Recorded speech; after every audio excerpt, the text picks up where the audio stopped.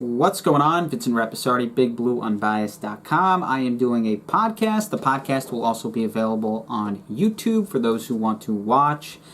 I haven't done a podcast in months, so if you want to check it out, it's available on iTunes, Stitcher, Spotify, and all those other platforms out there. I understand not everybody can just sit there and watch a video on YouTube, so it's much easier if you're doing something to just put in your AirPod or your Beats or whatever you wear these days and listen to a podcast. Also, it would be great to get some reviews on the Apple podcast. There's a little Twitter beef that happened, and then some people went to my podcast and, gave it a bunch of bad reviews purposely because they don't like me. Twitter's a cesspool, so what do you expect? I mean, everyone's just on there, fighting everybody. It's between politics and sports. It's just absurd. It's just such a crazy platform, like I said, just a cesspool. I actually like YouTube a lot. I think that there are a lot of people on YouTube who are, even if they offer you criticism, it's kind of like a constructive criticism, and it's not just like, you're an idiot, you're stupid, and you don't know what you're talking about. It's like, okay, I disagree with you, but here's why, and here's why I think you're wrong. I'm fine with that. When you just name call and call people stupid and moron and this and that, it's just like, what's the point of this? So I think that's the thing on Twitter. You rarely see very good conversations because of also the character limit, 140 characters or whatever it might be, so with YouTube, obviously, you can have longer comments. And I think on YouTube, people watch you, and they watch your video, and they watch you talk, and they watch you explain something, and they can say, okay, I don't agree, and here's why. Or I do agree, and I like your point, and I heard you lay it all out, so it's much easier for me to understand where you're coming from and the way that you're saying it, instead of just some words that you put out on Twitter very quickly, and then people tell you how much you suck. So I have loved doing YouTube. It's something I had started back in the 2018 season. But then in 2019, I joined the Detroit Tigers. I worked in Major League Baseball, so I stopped doing YouTube, any sort of podcasting or writing. And I got back into it recently, YouTube, and I love it. Now our page is over 1,100 subscribers. Thank you to those who have subscribed. Let's continue to go. Let's continue to build this audience. My goal here is to make sure that we have an unbiased platform. I am not going to sit here and tell you that other publishers, right, other people who make videos or go on Twitter or write things or produce podcasts, I'm not going to say because they're fans and because they wear jerseys in their video or whatever it might be, I'm not going to hate on them for that. I'm not going to say, oh, that's stupid or that's bad. That's their thing, right? They can do whatever they want. If that's what they want with their platform, good for them. I have nothing against it. But I want this platform to be a place where my opinion is not going to be based on, oh, I like the Giants or I don't like the Giants. Oh, I like this coach or I don't like this coach or this player's good. I'm not going to do it based on a bias, right? It's going to be completely unbiased, and that's tough to find these days. There's so many fan blogs, and journalism in general is pretty much dead at this point. So much activism out there, from sports to politics. It's tough to find an actual unbiased source. I'm not perfect, but I'm going to try and be as unbiased as possible. So that's what this platform's about, from the podcast that I'm going to try to continue to do at least once a week. The YouTube videos, we're just going to bring numbers, we're going to bring stats. If you don't like it, I don't know what to tell you.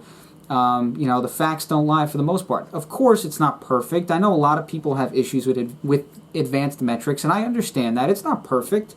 I'm not going to say everything, with every stat. It gives you every sort of context that you need to make the final decision. But I think it's more reliable than just a subjective, oh, I think that player's good. I watched film and I think he's good. I think the advanced metrics give you a broader perspective. It's not just, oh, I think that player's good because I watched film. There may not be enough evidence to prove that. Some people see different things, right? So again, I think advanced metrics offers a broader value. It adds more value to creating an argument or creating a debate or proving whether a player is productive or not. And I think if you really go down and you really look at as many advanced metrics as possible, you can really come to a final conclusion and be fairly certain about it. You can be pretty, convinced, okay, this player is this. He's a good player, he's not a great player. This team is good, this team's not so good. Okay, so that's my take on advanced metrics, because I know people have. I've had many debates on Twitter about that, and again, it's tough to have good debates on Twitter. When I say good, I mean like respectful and like, okay, that's your side, this is my side, and we don't agree, but that's okay. Usually it's name calling and this and that and whatever. It's a cesspool out there on Twitter. YouTube I do like YouTube. I think it's a much better platform when it comes to the people who watch videos. A lot of people have congratulated me too on 1,000 subscribers. That's very nice of you guys. I really do appreciate that. Okay, so let's start with the let's talk about football. Giants Steelers Week 1. This matchup is very interesting for Dave Gettleman's Hog Mollies, because this might be their biggest test of the year, and I'm not just saying that because it's Week 1 and there's a lot of anticipation. Obviously, Andrew Thomas, rookie left tackle, Cameron Fleming, right tackle, Nick Gates starting at center. Aside from that, you're talking about a very strong opponent defensively. Here are the numbers on the Steelers' defense. Last season, right? We're going to go back to last season. Obviously, it's Week 1. We don't have anything. We're going to go back to last season. If this is the same defense as they were last year, here are the numbers. They were first in turnover percentage, first in yards per play. When I say first, I mean best. First in pressure percentage, getting to the quarterback. Second in EPA versus the run. Fourth in EPA versus the pass. Yeah, they were really good. And they were fourth best in drives ending in scores. So fourth fewest, right? They were the fourth best. So they allowed the fourth fewest drives and ending in scores. So, I mean, this defense, obviously you have TJ Watt, but Dupree, Stephon Tuitt, Cameron Heyward, those are some of the big name players. Minkah Fitzpatrick, obviously, in the secondary. But specifically, that front seven, this might be their biggest test of the year, the New York Giants, when it comes to can their offensive line hold up. And what I will say is, don't be surprised if they struggle. This is a really, really good opponent. Their front seven, Pittsburgh's front seven, is outstanding. As you can see with those numbers, the numbers don't lie. When you're that good in that many categories, that means you're that good. It's not just one category here and there. They're literally, you can make a case, arguably the best defensive unit in football on paper heading into this season. You could easily make that case. So Andrew Thomas might struggle. Cameron Fleming might struggle. Nick Gates might struggle. It might happen, and if it does, don't be surprised. Don't say, oh, terrible draft pick, terrible move, Nick Gates is bad, oh, Dave Gettleman's horrible. Look, they're facing a good opponent, so you have to be patient. When you look at the Giants' offense last year, statistically, they were 23rd in total EPA, expected points added, and I know some probably asking, what does that mean? What is expected points added? Basically, it gives you the value of a play depending on down distance and field position. It's an advanced metric, so it gives you more of an outlook in terms of efficiency of a player or a team. It's not just total yards, touchdowns, interceptions. It gives you the outlook of efficiency, right? So it's an important advanced metric. It's starting to really be used more, especially with quarterbacks, EPA per play and total EPA. But so they were 23rd in total EPA as an offense last year, an 18.3% turnover percentage, which was the third highest. That's not very good. 28.3% of their drives ended in a score. That was the second worst. That was not good either. So with the Giants offense, obviously new offensive coordinator, Jason Garrett. So how do you judge what they're going to do? No pun intended there. How do you judge what they're going to do with Jason Garrett? Well, I look at Dak Prescott from last year. Third in completed air yards, sixth in average intended air yards. He threw the football down the field in Jason Garrett's offense, and I think that's who Daniel Jones is. I don't think Daniel Jones is a guy who is just going to throw a bunch of short passes and dink and dunk and be precise. I don't think that's who he is.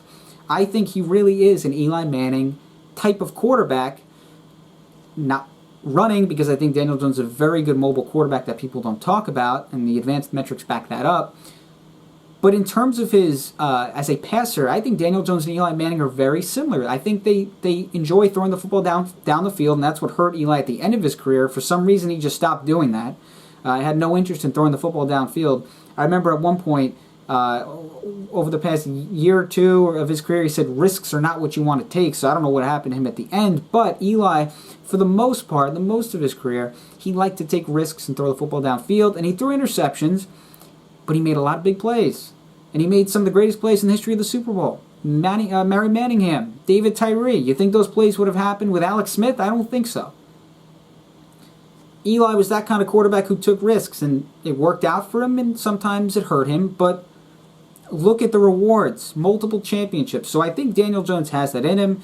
You look at last year's stats, he was tied for second among quarterbacks in touchdown passes that traveled at least 20 yards through the air. And at one point, he led the league in on-target percentage on throws of 20-plus yards through the air. So he's a pretty efficient quarterback throwing it downfield, and I think that really helps him in Jason Garrett's offense. I think he really fits Jason Garrett's offense. So we'll see. Obviously, we will see. We'll see how this works out. It's the first week.